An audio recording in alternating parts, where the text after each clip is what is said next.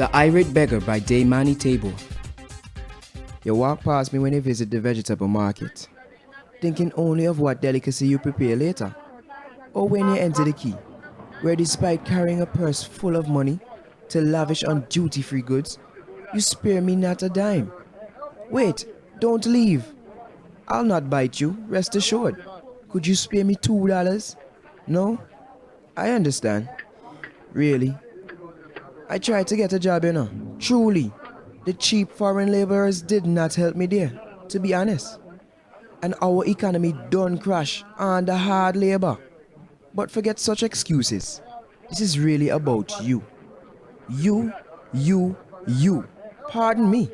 It's just that I can't understand your uncaring. No one has even thought to loan me clothes. In fact, you run me from bathrooms. What happened to civic responsibility? I deserve it, you say. Surely not all of us survives the tossing and turnings of the sea. But if you reach out and look past that, it is of benefit for you also. After all, you dropped the ball. Where were you when I needed you?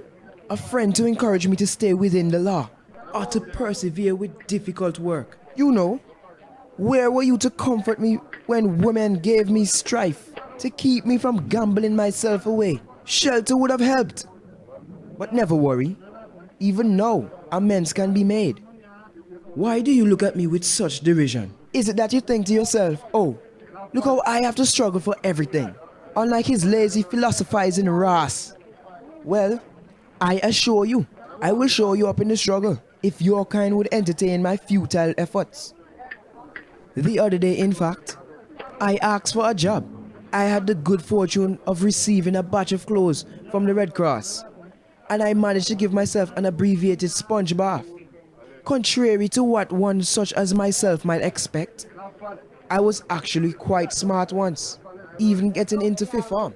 Now, I admit, I am merely intelligent, but I can still add and subtract and speak, probably as well as you, and I can reason. But what does the master porter tell me? I am not presentable.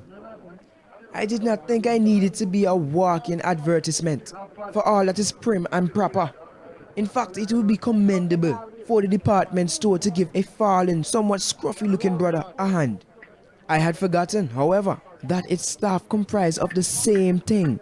People like you, thinking of yourself, self-assured, and yet unable to even abide by my presence. You think yourself superior to me because you are an honored veteran of the struggle to move up in the world? Is it not those who have the least in the struggle that are most deserving of the help, consideration, or reward? But you don't see it that way. I departed yet another failed sortie and went to take refuge in the gardens. It is a fiercely beautiful place. For me, it must be. I don't have luxuries to place in higher esteem. That night, however, while I was on my way, I came upon some youth. They reminded me of myself when I was much younger. I approached with the intention of making conversation, maybe imparting a bit of advice.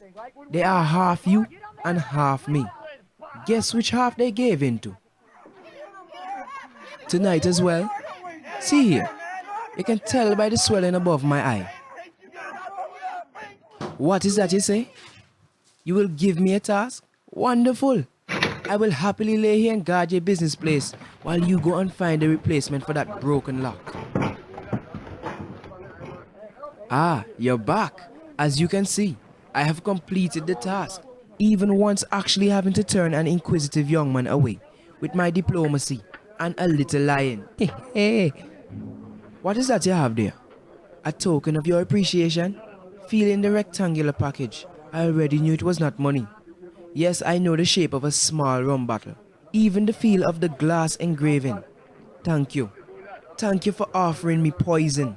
It will dull the pain at the cost of a stupor and a stereotype. What do you care?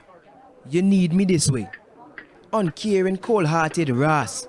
So you can guac and stare and feel good about yourself. I retire. The man watched the beggar saunter away, up the street towards the gardens. A pitiable sight, like a battered dog standing. What did the beggar expect him to say? Such was life. Yes, a standing dog. Except the tail was not visible, but it was between the dog's legs, all the same. The man turned and went on his way home, thinking of the splendid dinner that awaited him.